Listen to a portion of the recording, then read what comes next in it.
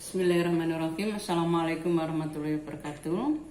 Anak-anakku sekalian, berjumpa kembali dengan mata pelajaran ekonomi. Minggu lalu kita sudah menceritakan tentang sistem ekonomi sampai dengan sistem ekonomi liberal. Hari ini kita akan berbicara tentang sistem ekonomi campuran. Dilihat dari kalimatnya, sistem ekonomi campuran berarti penggabungan antara sistem ekonomi liberal dan sistem ekonomi komando. Nah, gabungan antara sistem ekonomi komando dan gabungan ini maksudnya yang seperti apa? Yaitu dalam sistem ekonomi ini akan ada campur tangan dari pemerintah, juga ada yang diserahkan kepada swasta. Nah, campur tangan pemerintah ini seperti apa? Misalnya membuat peraturan atau undang-undang yang mengatur dan mengawasi kegiatan ekonomi masyarakat. Misalnya mengenai harga.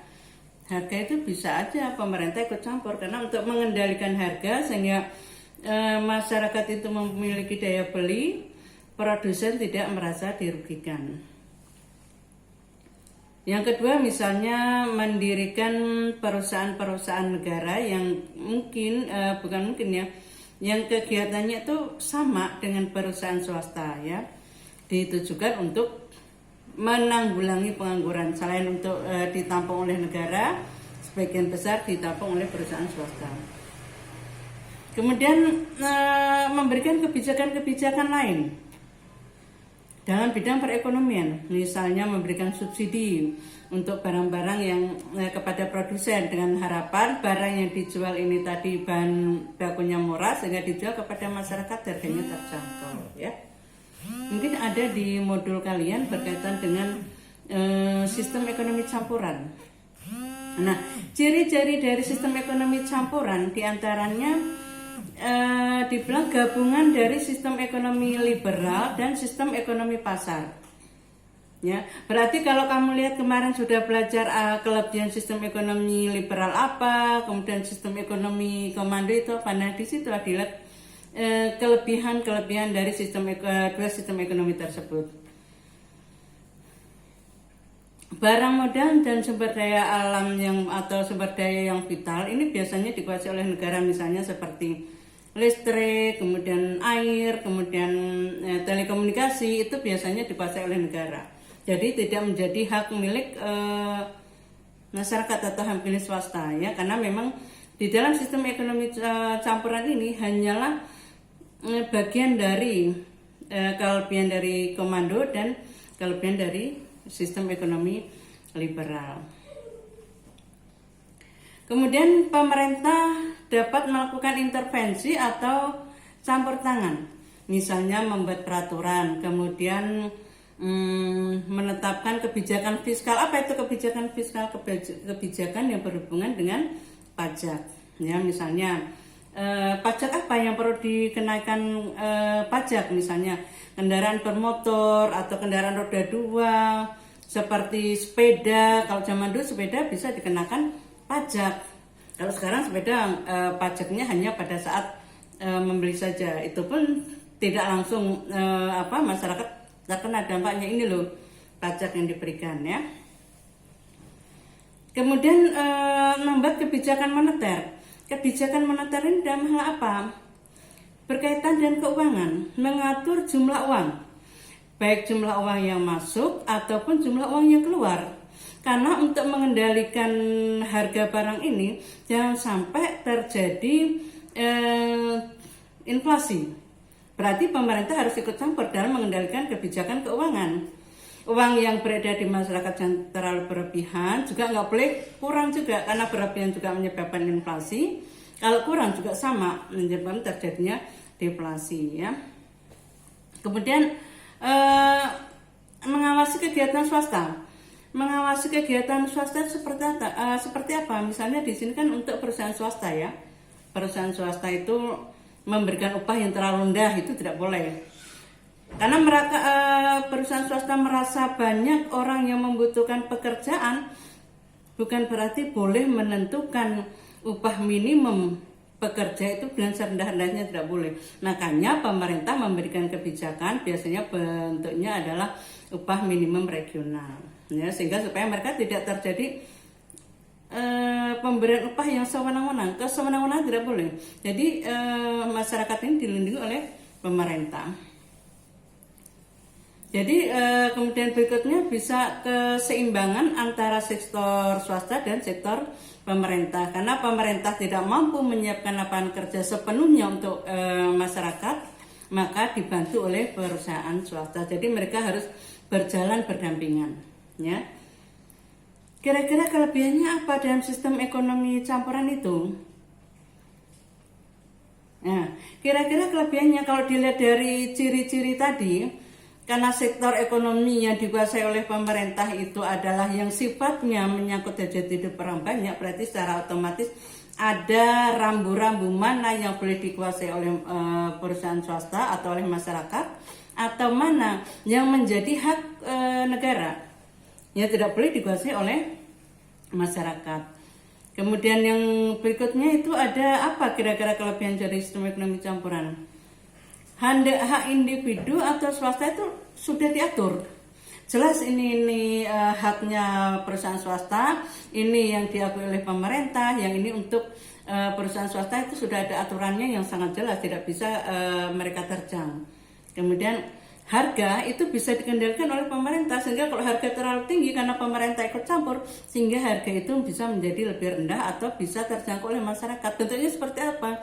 Misalnya pemberian subsidi. Ini adalah salah satu bentuk dari kelebihan sistem ekonomi campuran, ya. Kekurangannya apa? Karena pemerintah itu cenderung berperan terlalu banyak, mungkin ya agak lebih banyak, sehingga terkadang menjadi beban berat. Kenapa menjadi beban berat? Karena terlalu ikut campur, sehingga mereka selalu memikirkan bagaimana rakyat ini mendapatkan pekerjaan dengan upah minimum regional yang ditetapkan. Kemudian berkaitan dengan hal tersebut, ternyata perusahaan swasta terkadang tidak mampu membayar dengan upah yang ditentukan oleh pemerintah. Akhirnya pemerintah kan harus mikir lagi, aduh gimana caranya ini supaya masyarakat tetap mendapatkan pekerjaan, perusahaan tidak rugi dan mampu membayar, sehingga harus ada komunikasi antara perusahaan swasta dengan perusahaan pemerintah, ya, dengan pemerintah harus ada komunikasi. Kemudian kalau dilihat dari situ, kemungkinan terjadi korupsi itu besar, ya. Karena ada peran pemerintah yang besar tadi, jadi ada motif individu bagi pihak pemerintahnya, baik karyawannya dan seterusnya, itu biasanya cenderung adanya keinginan untuk korupsi. Bukan keinginan, ya, terkadang muncul. Karena kebutuhan kita sebenarnya sudah cukup, merasa melihat ada peluang, akhirnya menjadi peluang korupsi. Ini yang menjadi kejelekannya. Jadi manusia itu bisa dibilang ya wajar lah, ya, misalnya dibilang hidup ini kalau punya mobil satu, kalau bisa dapat dua kenapa nggak dua, kalau bisa dua kenapa nggak tiga. Nah inilah faktor kebutuhan ini yang menyebabkan mereka akhirnya muncul, yang tidak sengaja dia mengambil sedikit sehingga menjadikan diri kita menjadi orang yang korupsi, ya. Adanya KKN, ya, mungkin kamu pernah lihat, pernah dengar, ya, tidak boleh ada KKN, korupsi, kolusi dan nepotisme. Gimana kok bisa terjadi? Bisa saja seseorang yang punya jabatan, kemudian anaknya sudah lulus belum mendapatkan pekerjaan, dan dia punya peluang untuk mendapatkan pekerjaan. Kan bisa saja dia akhirnya membawa anaknya untuk bekerja, tapi ternyata anaknya tidak punya kemampuan. Nah, itu kira-kira dari sistem ekonomi campuran. Nah, sekarang sistem ekonomi Indonesia. Kalian mungkin sudah baca, ya, sistem ekonomi Indonesia itu namanya apa sih, ya? Kalau kita sering melihat ada yang bilang demokrasi ekonomi, ada sistem ekonomi Pancasila. Sebenarnya sama, ya, demokrasi ekonomi hanya ada di Indonesia. Sistem ekonomi Pancasila juga hanya ada di Indonesia. Jadi kalau misalnya disebutkan sistem ekonomi Indonesia apa, ya, sistem ekonomi Pancasila. Kenapa sistem ekonomi Pancasila? Sistem ekonomi ini berpijak pada Pancasila dan Undang-Undang Dasar 1945. Di antaranya pasal 33 ayat 1, 2, dan 3. Mungkin kalau masih ingat ya, pasal 33 ayat 1, 2, 3, dan 4 dalam Undang-Undang Dasar 45. Kalau Ibu dulu kan tahunya pasal 33 ayat 1, 2, dan 3 ya. Pasal 1 misalnya. Perekonomian disusun sebagai usaha bersama berdasar atas asas kekeluargaan. Dia dari pasal 1 ya. Ini sistem ekonomi Indonesia. Perekonomian disusun sebagai usaha bersama berdasar atas asas kekeluargaan. Itu dibuktikan dari apa? Ya ini adanya koperasi ya. Perekonomian disusun sebagai usaha bersama berdasar atas asas kekeluargaan itu adalah koperasi. Mungkin sudah pernah dengar ya, itu sering dengar barangkali di SMP dalam pelajaran PPKN itu kan kita harus tahu pasal 27, 33, 34 itu ada di PPKN, di ekonomi pun juga itu menyangkut dalam sistem ekonomi Indonesia ya. Kemudian yang kedua, pasal 33 ayat 2 itu bunyinya bagaimana? Cabang-cabang produksi yang penting bagi negara dan yang menguasai hajat hidup orang banyak dikuasai oleh negara. Coba kalau kamu lihat, cabang-cabang produksi yang penting bagi negara dan yang menguasai hajat hidup orang banyak dikuasai oleh negara. Contohnya apa? Air. Air kan bisa dimiliki pribadi ya, tapi ketika di suatu wilayah terjadi kekeringan maka air kita bisa menjadi milik orang banyak. Kemudian minyak bumi, minyak walaupun kamu membeli tanah itu ada, ini kan tanah yang saya beli dengan uang saya, bukan berarti kandungan minyak yang ada di dalamnya adalah hak milik individu, tapi minyak yang ada di dalam bumi adalah milik negara yang menguasai hajat hidup orang banyak, dikuasai oleh negara. Berarti segala sesuatu yang menyangkut hajat hidup orang banyak dikuasai oleh negara. Telekomunikasi, kalau itu menyangkut hajat hidup orang banyak, negara yang mengatur. Tidak bisa kita miliki secara individu sehingga kita bisa menjual semuanya sendiri ya. Kemudian pasal 33 ayat 3 apa? Bumi dan air dan kekayaan alam yang terkandung di dalamnya dikuasai oleh negara dan dipergunakan untuk sebesar-besar kemakmuran rakyat. Jadi kalau dibilang tadi bumi dan air dan kekayaan alam yang terkandung di dalamnya dikuasai oleh negara, berarti seperti Ibu bilang tadi, minyak yang ada di dalam bumi walaupun itu tanah kita yang beli tetap milik negara karena itu menyangkut hajat hidup orang banyak. Kemudian yang pasal 33 ayat 4 itu kan bisa dibilang karena itu ketentuan kalau ada perubahan hal-hal yang menyangkut menguasai hajat hidup orang banyak mungkin akan dibuat perundangan berikutnya ya. Jadi yang paling pokok itu adalah pasal 33 ayat 1, 2, dan 3 tadi dibilang perekonomian disusun sebagai usaha bersama berdasar atas asas kekeluargaan. Bumi dan air dan kekayaan alam yang terkandung di dalamnya dikuasai oleh negara. Jadi yang menguasai hajat hidup orang banyak, negara lah yang memiliki ya. Tidak bisa kita miliki secara individu. Nah kira-kira karakteristik sistem ekonomi Pancasila itu apa? Setelah kamu lihat nanti tadi kamu dengarkan paparan Ibu tentang sistem ekonomi Indonesia. Karakteristik atau bisa dibilang ciri-ciri sistem ekonomi Pancasila itu apa?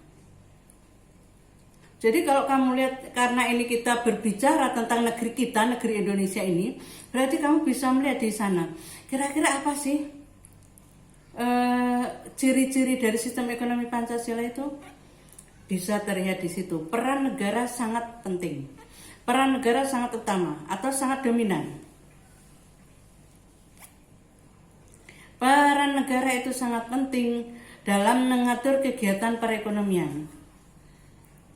Ya, jadi swasta pun apakah diatur oleh negara?